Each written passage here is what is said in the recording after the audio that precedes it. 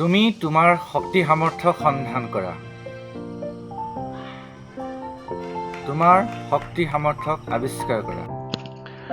প্ৰিয় অনুজসকল, মৰমৰ শিক্ষাৰ্থীসকল, তোমালোকে প্ৰত্যেকেই বিশেষ বিশেষ গুণৰ অধিকাৰী হোৱা, এই কথা তোমালোকে জানা।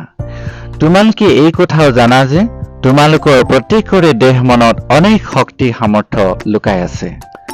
তোমাৰ দেহ মনত কি শক্তি লুকাই আছে, প্ৰথমতে সেইটো দকৈ ভাবি চিন্তি সন্ধান কৰিবলৈ চেষ্টা কৰা। তুমি তোমাক অৰ্থাৎ নিজক আৱিষ্কাৰ কৰিবলৈ চেষ্টা কৰা। তুমি প্ৰকৃততে কি কৰিব পাৰা? গান গাবলৈ জানা, নে নাচিবলৈ জানা, নে বাদ্য বজাবলৈ জানা? সাহিত্য ৰচনা কৰিবলৈ পাৰা নেকি? শিল্প কৰ্মত তোমাৰ বেছি আগ্ৰহ নেকি? বিজ্ঞান প্ৰযুক্তি কৰ্মত তোমাৰ কিবা অৰ্হতা আছে নেকি? নে তোমাৰ কৃষি কৰ্মতহে তোমাৰ দক্ষতা আছে?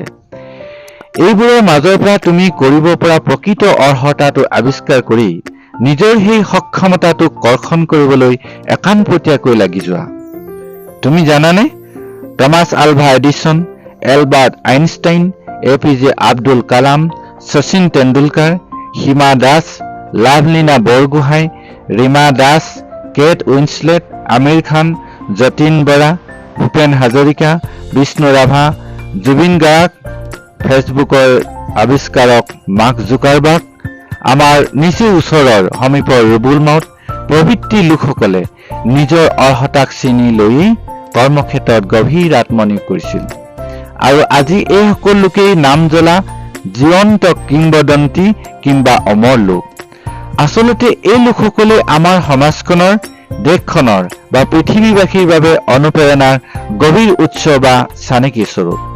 তুমি মন কৰিবাচোন, কুকুৰবোৰে নিজৰ ক্ষমতাৰ বিষয়ে সিহঁতে ভালকৈয়ে জানে। সিহঁতে জানে যে অকলে চিকাৰ কৰাৰ সামৰ্থ্য বা দক্ষতা সিহঁতৰ নাই। গতিকে সিহঁতে যেতিয়াই বিপদ দেখা পায় প্ৰতিটোৱে একগোট হৈ যায় আৰু যুদ্ধ কৰে। মেকুৰীয়ে নিজৰ ক্ষমতাৰ বিষয়ে সিহঁতে ভালদৰেই জানে। সেয়ে তাৰ পৰিসীমাৰ ভিতৰলৈ কোনো চিকাৰ আহিলে নিজৰ নিখুঁত জাপৰ জৰিয়তে চিকাৰ ধৰি লয়।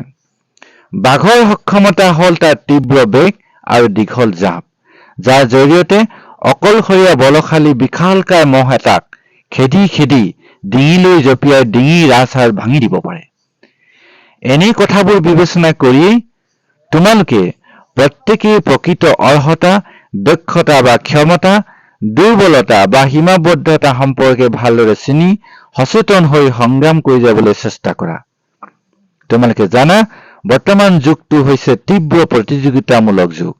গতিকে যুগৰ সৈতে খাপ খুৱাই চলিবলৈ বা নিজে টিকি থাকিবলৈ হলে তুমি তোমাৰ অন্তৰ্নিহিত প্ৰকৃত অৰ্হতাক বা গুণটোক আৱিষ্কাৰ কৰি ল'বই লাগিব।